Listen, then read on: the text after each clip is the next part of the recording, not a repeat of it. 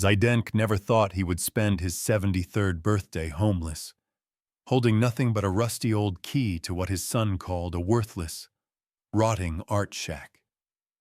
4 weeks after burying his beloved wife, Amelia, he stood shivering in the bitter Montana cold outside a rundown gallery on the edge of Bozeman. His entire 73 years of life reduced to one battered suitcase. His son, Mason Parker, had just thrown him out of the family home in Billings with words so cruel they still echoed in his mind like gunshots. "You're just a useless old man." "Dad, what would you even do with a real inheritance? Mom knew you were pathetic." Sometimes what looks like the cruelest abandonment is actually the most profound act of love anyone could ever give.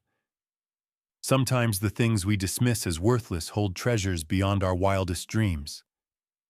And sometimes the cruelest words spoken in anger become the very catalyst for the justice we never saw coming.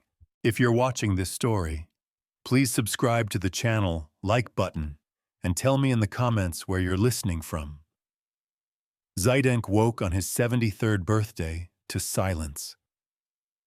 The big house in Billings felt hollow without Amelia's morning humming, without the familiar clatter of breakfast dishes that had marked 47 years of marriage. 4 weeks since the funeral, and the emptiness still hit him like a fist to the chest. He packed his life into a single suitcase, hands trembling as he folded clothes that suddenly seemed far too large for his shrinking frame. The attorney's words from yesterday still rang in his ears without mercy.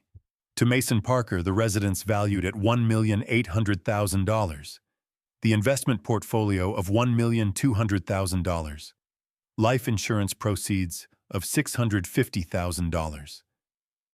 Then, almost as an afterthought, to Zaydenk Parker, Amelia's Art Corner Gallery, a crumbling building everyone had forgotten.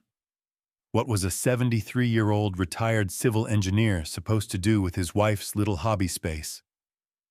The front door burst open, and Mason strode in wearing his expensive charcoal suit like armor.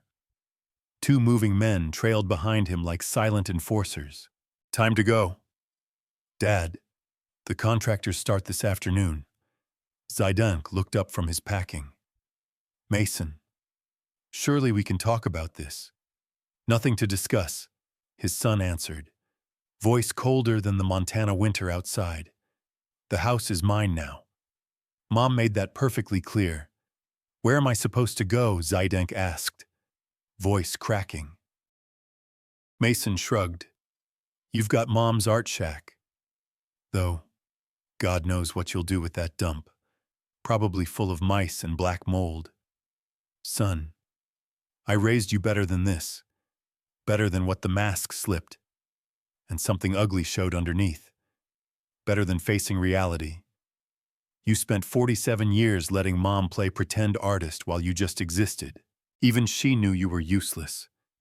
That's why she left you worthless junk and gave me everything of real value." The words struck like physical blows. Zaydenk gripped the stair banister while neighbors began gathering at their windows. "Pack your stuff and get out," Mason continued, voice rising with every word. "I'm gutting this place and turning it into something with actual value, unlike the garbage you and Mom collected. Want somewhere to go? Try Mom's pathetic gallery, where she wasted decades pretending to be cultured. Mrs. Henderson appeared on her porch, concern creasing her face. What kind of man lets his wife play artist while accomplishing nothing? Mason's voice rose even louder. "You're 73, broke, and pathetic. Mom knew it. That's why she left you that moldy shack and me the real money. Take your dead wife's amateur paintings and figure out how to be someone else's problem," Mason called after him. "Maybe you can camp out in her rotting shack. Though what you'll do there besides rot, I can't imagine." The neighbors watched in horrified silence as Zaydenk walked to his old Ford. Mason's laughter followed him all the way down the driveway. 20 minutes later, he stood before a building he had barely noticed in all their married years. The faded sign still read Amelia's Art Corner, paint peeling from weathered cedar siding. The structure looked exactly as Mason had described: abandoned, forgotten, worthless. Windows were thick with grime, preventing any view inside. Weeds pushed through cracks in the foundation. The door handle was orange with rust, the lock stiff with decades of neglect. Everything about the place whispered decay and abandonment. Zaydank fumbled with the key the attorney had given him, hands shaking more from heartbreak than cold. This was his inheritance, a rundown shack his own son had mocked as worthless. After 47 years of marriage, after raising a son, after a lifetime of work and love and hope, this was what remained. The key turned harder than he expected, rust flaking off as the old lock finally gave way. He braced himself for the smell of mold and decay that Mason had promised, for the scurrying of mice disturbed from their nests. The door groaned on hinges that should have been frozen with neglect, but as it swung open, Zaydank froze. The interior was not what he had expected at all. Instead of the musty, abandoned space Mason had described, he found himself looking into a clean, perfectly organized room. The air did not carry the stench of rot. Instead, there was a faint scent of lemon oil and something fresh he couldn't quite place. He stepped inside, eyes adjusting to the soft light filtering through the grimy windows. The hardwood floors beneath his feet were polished, not warped with moisture damage. Along the walls he could make out paintings, each one carefully covered with clean white conservation cloth. Professional easels stood at precise intervals, and modern track lighting had been installed along the ceiling, fixtures that definitely had not been there when the building was new. What the hell? Zaydank whispered to the empty space. This was not the mouse-infested dump his son had described. Someone had been taking care of this place, and very recently. He moved deeper into the room, footsteps echoing softly on the gleaming floor. In one corner sat a small office area with a desk, filing cabinet, and a comfortable-looking leather chair. The desk surface was completely dust-free, and papers were neatly stacked in organized piles. A coffee mug sat beside a small lamp, as if someone had just stepped away for a moment. The walls had been painted a warm cream color, and the lighting created an atmosphere that was almost museum-like. Professional, intentional. Climate control vents hummed quietly near the ceiling. Someone had installed a proper HVAC system. He walked over to one of the covered paintings, hand hovering over the cloth. The covering itself was expensive museum-grade material, not some old bedsheet. Everything about this space spoke of care, of deep intention, of someone who knew exactly what they were doing. Yet Amelia had never mentioned maintaining this place. In all their conversations about her art corner, she had made it sound like a casual hobby space where she went to paint and think. She had certainly never mentioned professional lighting, climate control, or conservation-grade covers. He noticed a small kitchenette tucked into one corner.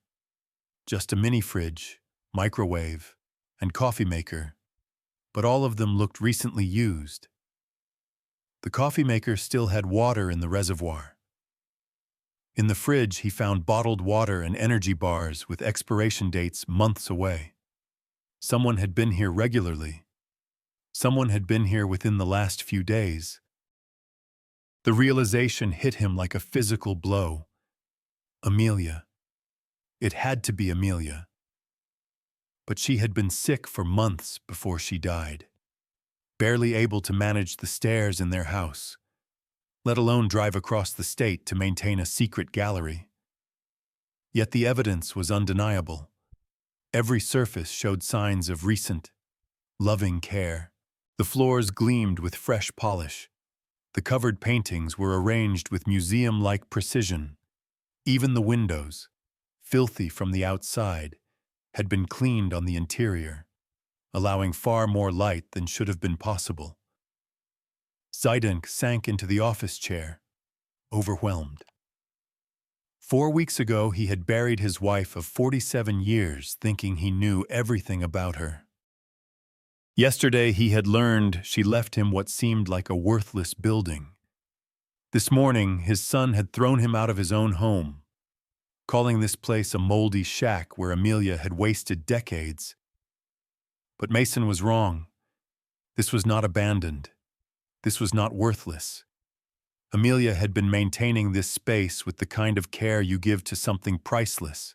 He looked around the immaculate room, at the covered paintings waiting like secrets, at the evidence of his wife's hidden life, and felt the first stirring of something he had not felt since her funeral. Hope. What had Amelia been doing here?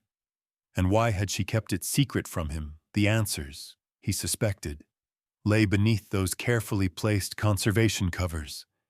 His hands trembled as he approached the first painting. The cloth slipped away easily, revealing a canvas that made him catch his breath. Intimate, sensual flowers painted in a style he recognized immediately. Georgia O'Keeffe, signed clearly in the bottom right corner. He moved to the next painting, pulling away the cover with growing excitement. A perfect Norman Rockwell illustration, the kind that once graced Saturday Evening Post covers. The brushwork exquisite, the signature authentic. "This is impossible," he whispered. The third painting stopped him cold. Bright, energetic lines in Keith Haring's unmistakable style. The paint textured and dimensional, clearly an original. His heart began racing. Amelia could not possibly have afforded originals by these artists. Could she? He remembered her mysterious art trips in the 1980s and 90s. Weekend excursions she had called gallery hopping or visiting artist friends. He had always assumed she was just indulging her hobby, maybe buying small pieces from local painters. But what if she had not been? The fourth painting was smaller, more subdued. Edward Hopper's distinctive lonely realism staring back at him, the signature matching everything he had ever seen in museum catalogs. His legs felt weak, and he sank back into the office chair, staring at what could not possibly be real. These were museum-quality pieces, the kind worth millions. He remembered the family photo on the desk, Amelia and him in Hawaii on their 30th anniversary.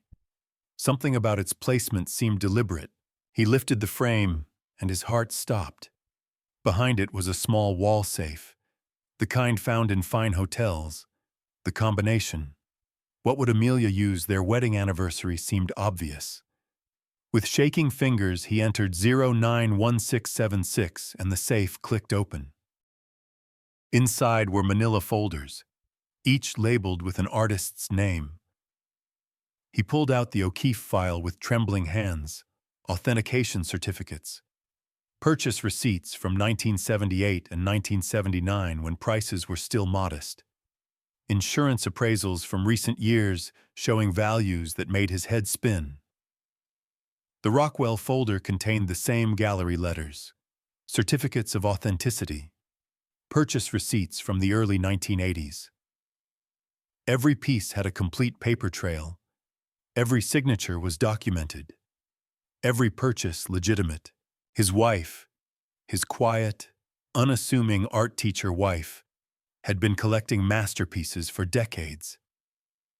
He sat there surrounded by proof of Amelia's secret life, holding documents that proved these were not reproductions or wishful thinking.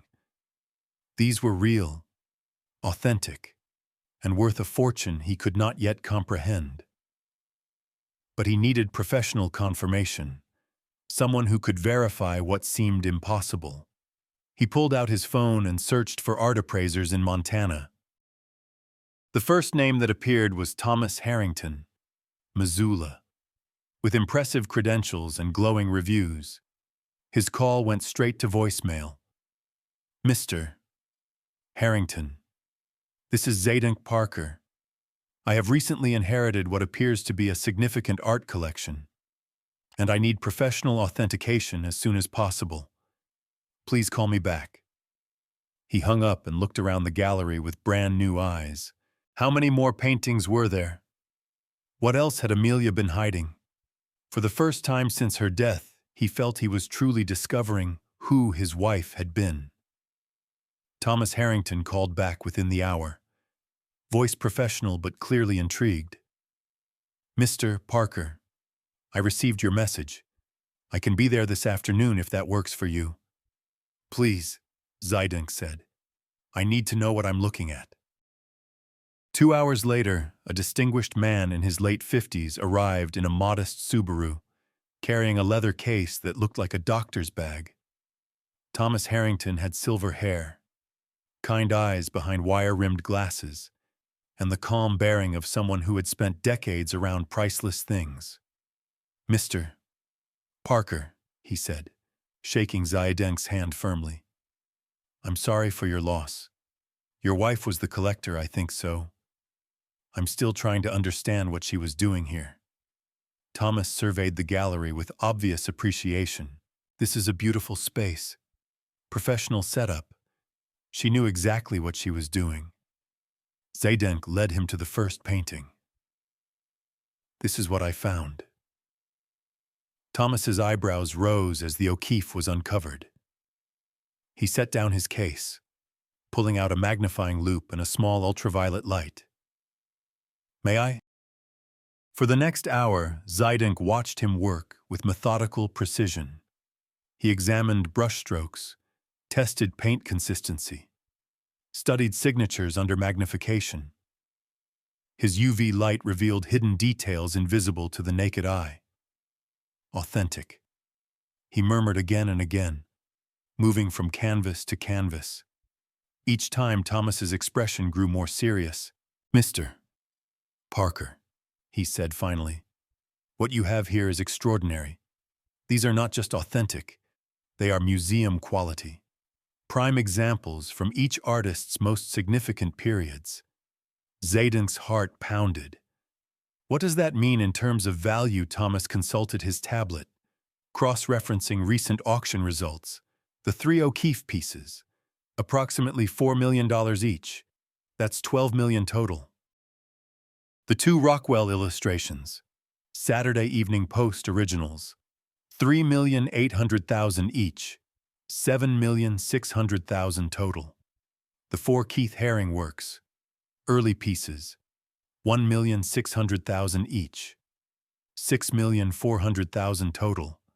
The Hopper, small canvas but perfect condition, $8,200,000. Total collection value, Thomas said gently. Approximately $34 million. Conservative estimate, possibly more at auction. Zayden grabbed the desk chair for support. The room spinning. $34 million. Mason had inherited $3,100,000 and called it everything of value. Zayden had inherited what his son mocked as worthless junk, and it was worth more than 11 times his entire inheritance. Amelia had an extraordinary eye. Thomas continued. She bought these before the artists reached peak market value. This represents decades of patient, brilliant collecting. Zaydenk stared at the paintings surrounding him. She never said anything, never mentioned a word. "Smart woman," Thomas replied. "Collections this valuable require absolute discretion." He handed Zaydenk his business card. "You'll need insurance immediately. Security upgrades. This puts you among Montana's most important private collectors." $34 million while his son had thrown him out, calling him a useless old man with worthless junk. Thomas packed his equipment carefully. "Your wife created something remarkable here. She protected you in ways you are only beginning to understand." After he left, Zaydenk sat alone among the masterpieces, overwhelmed by the magnitude of what Amelia had done. The woman Mason had dismissed as someone who wasted decades pretending to be cultured had quietly assembled a world-class collection worth more than either of them had ever dreamed. For the first time since her death, Zidunk felt wealthy. Not just financially, but in the depth of love his wife had shown him. He knew there had to be more. $34 million did not happen by accident. Somewhere Amelia had left an explanation. He searched the desk drawers until he found a thick envelope with his name written in her careful handwriting for Zidunk. After authentication. My dearest husband, the letter began. If you are reading this, you have discovered what I spent 4 decades building for you. I was not only an art teacher. I lived and breathed art in ways I never fully shared with anyone. In the 1970s and 80s, I did not just admire struggling artists. I believed in them. I invested in them when no one else would. Georgia was still teaching. Norman's work was dismissed as commercial illustration. Keith painted in subway stations. Edward was ignored by critics. I saw what they would become. I bought when prices were modest. When I could stretch a teacher's salary, I watched the values climb for decades, quietly updating appraisals, maintaining this gallery as our insurance policy. Then came the part that made his throat ache. I also watched our son change. He began to dismiss our lives, our worth. He came to see us not as his foundation, but as obstacles. I knew that if I died first, he would discard you without a second thought. This collection is more than money. Zidunk. It is my love, my foresight, my promise that you will never again be called useless. You will never be thrown away like yesterday's newspaper. Tears blurred the page as he read on. The art world will respect you now. You are not only a grieving widower, you are a serious collector with museum-quality works. You have choices, independence, dignity. Her final words stole his breath. If Mason ever proves himself worthy, share this wealth if you choose. But if he reveals the selfishness I fear, then let this fortune protect you. Trust yourself, my love. You have earned the right to decide who deserves your generosity. Zidunk set the letter down, overwhelmed. This was not only about money, it was about freedom, respect, choice. Amelia had built a shield against their son's cruelty and a safety net that could never be taken away. She had not been lucky. She had been brilliant.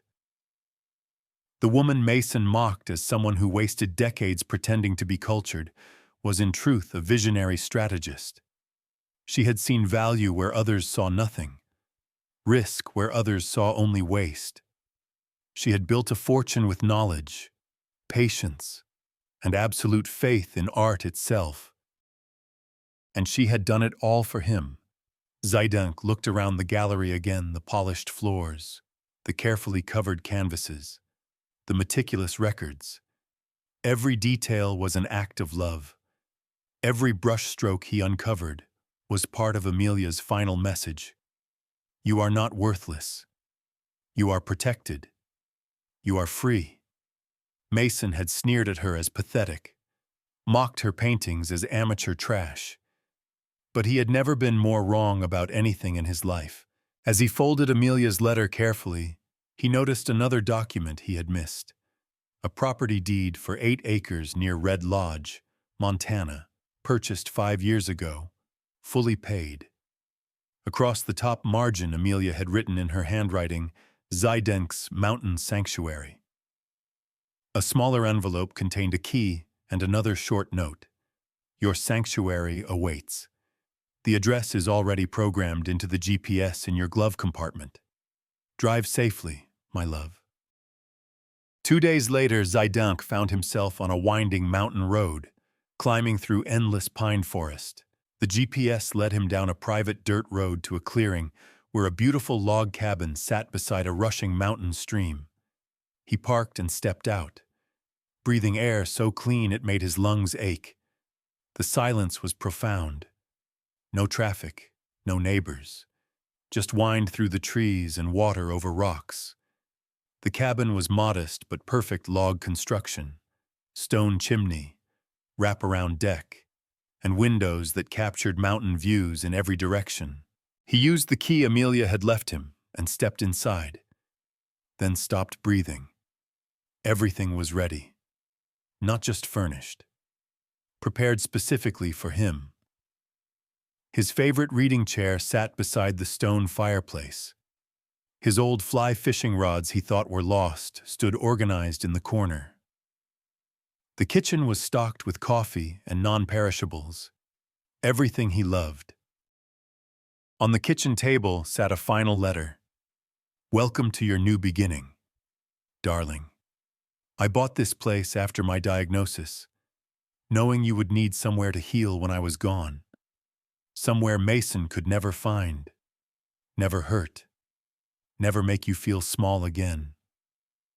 Fish the stream. It is stocked with cutthroat trout. Read by the fireplace.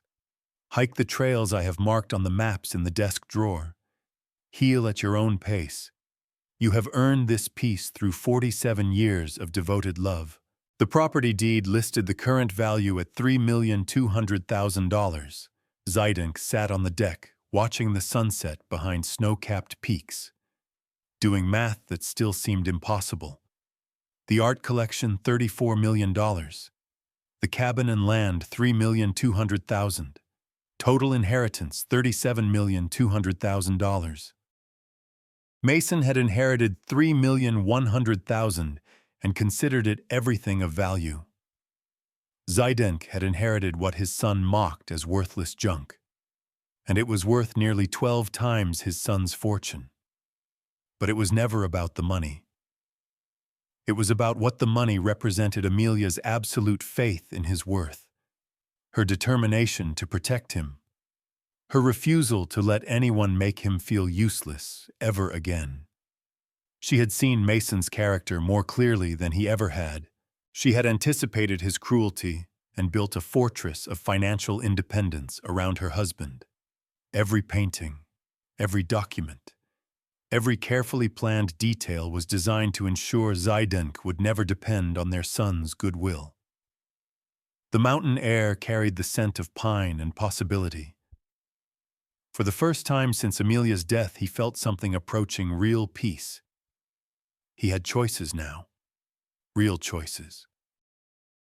He could live here in the mountains, or travel, or do whatever brought him joy. He could be generous with people who deserved it, and firm with those who did not. Most importantly, he could never again be dismissed as a useless old man by anyone. As stars appeared in the clear mountain sky, he raised his coffee mug in a quiet toast to his brilliant, loving wife. She had given him more than money.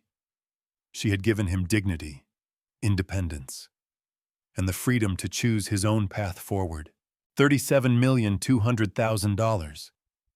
The number still seemed unreal, but the peace it represented felt like coming home. 5 months into his peaceful mountain routine, he received an unexpected call from Mrs. Henderson, their former neighbor in Billings. "Zidink, I thought you should know there is quite a situation developing with Mason." He sat down his coffee, watching morning mist rise from the stream. "What kind of situation? The house renovation has been a disaster. Contractors walked off the job, liens filed against the property, and apparently some investment deal went terribly wrong.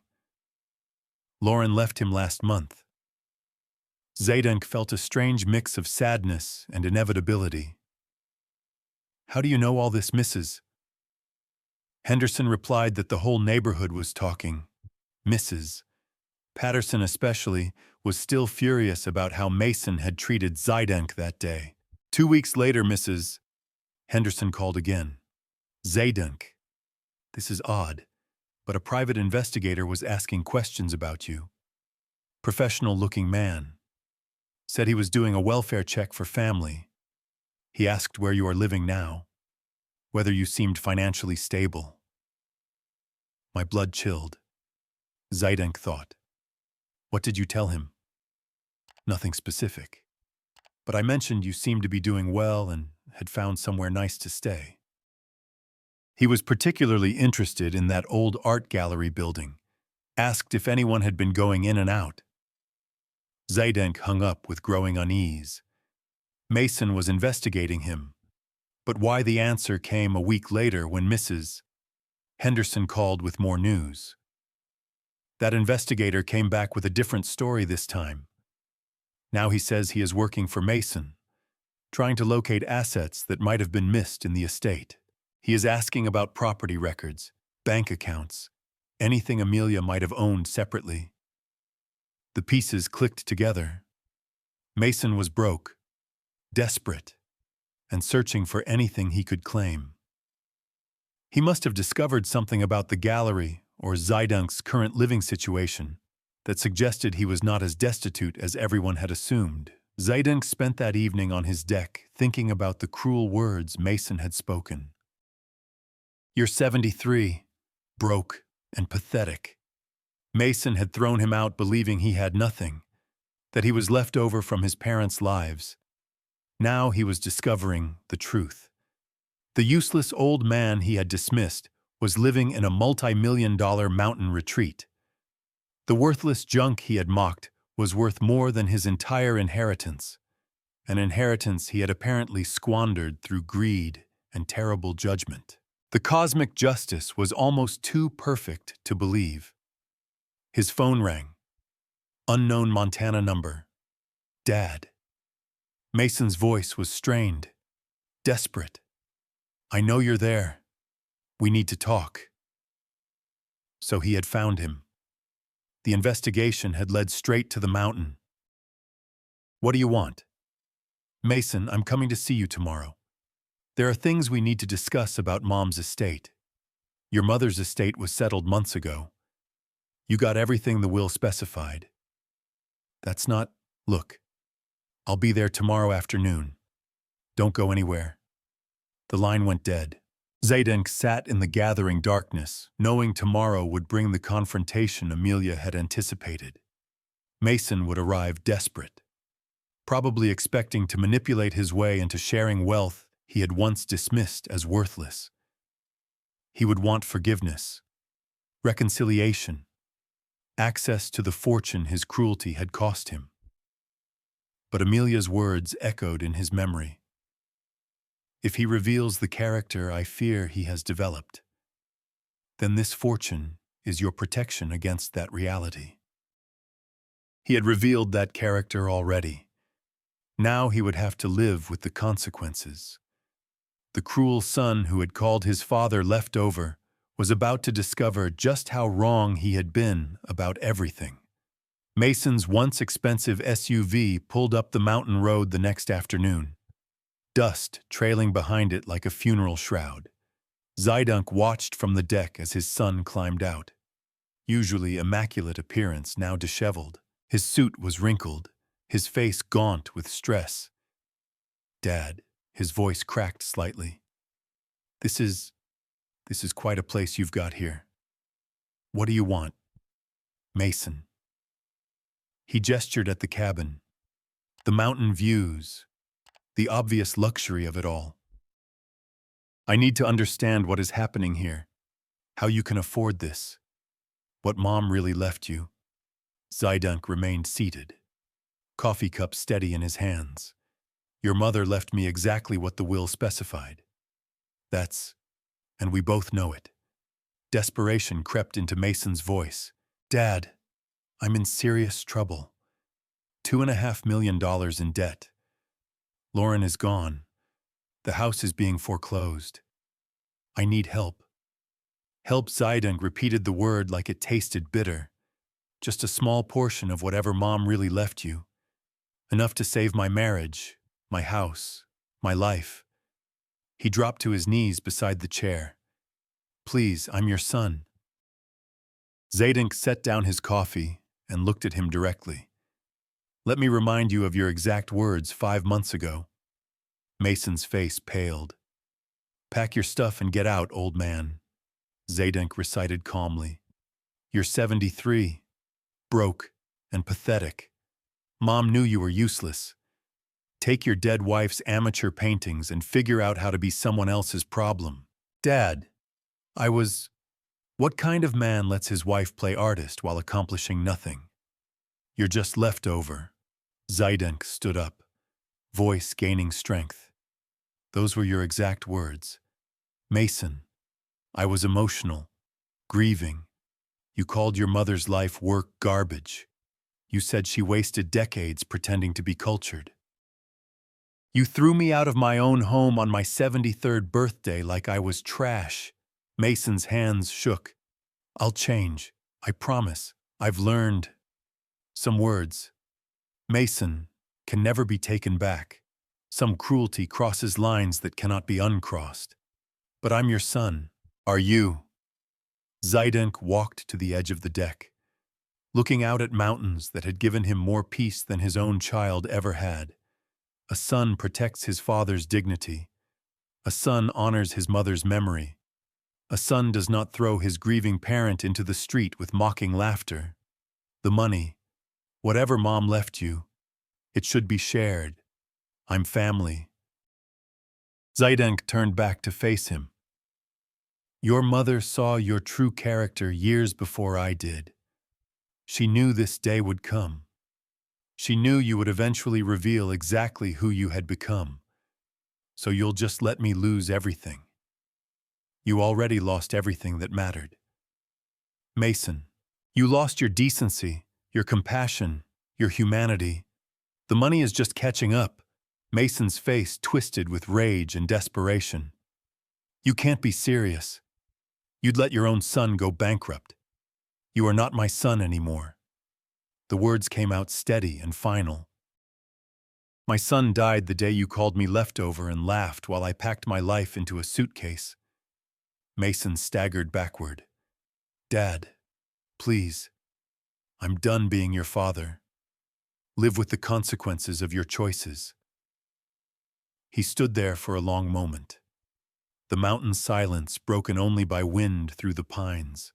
Finally, understanding that no manipulation would work, no plea would succeed, he walked back to his car. This isn't over, he called out, but his voice lacked conviction. Yes, it is, Zaydenk answered quietly. He watched the SUV disappear down the mountain road, carrying away the last remnant of the family he thought he had. The cruel son who dismissed his father as worthless had discovered too late that his cruelty had cost him everything. As evening settled over the mountains, Zaydenk felt something he had not expected. Peace. Not sadness. Not regret. But the clean, clear peace of a man who had finally chosen his own dignity over family obligation.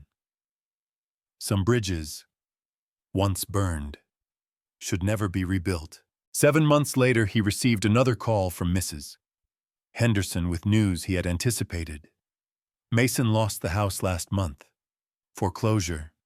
He's living in a studio apartment across town. Yesterday's paper announced Lauren remarried a doctor from Seattle. Zaydenk sipped his morning coffee watching deer graze in his meadow. How is he managing? Not well. Filed for bankruptcy. Owes nearly $3 million. Neighbors avoid him. Mrs. Patterson crosses the street when she sees him. After hanging up, Zaydenk reflected on the perfect symmetry. Mason had inherited $3,100,000 and squandered it. Zaydenk had inherited what he mocked as worthless junk and discovered a fortune of $37,200,000. But more importantly, he had found peace. His days now followed a rhythm that brought genuine contentment. Morning coffee on the deck. Afternoons fishing the stream Amelia had stocked for him. Evenings reading by the fireplace she knew he would love. The mountain air restored a sense of self-worth he thought lost forever. The art collection had found its proper home. He donated it entirely to the Montana Museum of Art, establishing the Amelia Parker collection in her memory. The museum was thrilled to receive works valued at $34 million, and the dedication ceremony drew collectors and art lovers from across the country, all eager to honor the brilliant woman who had assembled such treasures. Thomas Harrington became a close friend, guiding him through the art world that now welcomed him as a serious collector. Through him, Zaidenk met others who valued knowledge and passion over money. For the first time in years, he felt truly respected. The local mountain community embraced him too. Artists, writers, retirees who knew nothing of his son's cruelty.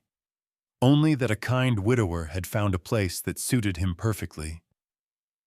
He kept the cabin and enough investments to live comfortably forever. But Amelia's true gift was never the money. It was the freedom to choose his own path. Last week, he drove past Mason's old house in Billings. The new owners had completed the renovation, and children played where Mason once mocked him. He felt no satisfaction in his son's downfall, only recognition that cruel words and actions carry permanent consequences. As evening fell, he sat on the deck with Amelia's photo beside him, watching the sunset paint the peaks gold and crimson. "You were right about everything," he told her image, about Mason, about what I would need, and about giving me the strength to choose dignity over obligation. The mountain silence wrapped around him like a blessing. Somewhere in the valley below, his son was learning to live with the consequences of his cruelty. Up here, surrounded by Amelia's chosen beauty, Zaidenk understood that true wealth has never been about money. It is about love that protects, wisdom that endures, and the courage to demand the respect we deserve. The useless old man had finally found his worth. Sometimes the greatest betrayal comes not from strangers, but from those we raised with our own hands. This grandfather's story reminds us that love without respect is worthless, and that protecting our dignity sometimes means walking away from family forever. Zaidenk's journey teaches us 3 profound lessons. First, never underestimate the wisdom of those who seem ordinary. Amelia's quiet brilliance created a fortune while appearing to simply pursue a hobby. Second, cruelty has permanent consequences. Mason's heartless words cost him everything when he discovered his useless father was worth $37 million. Third, true wealth is not money, but the courage to demand the respect we deserve.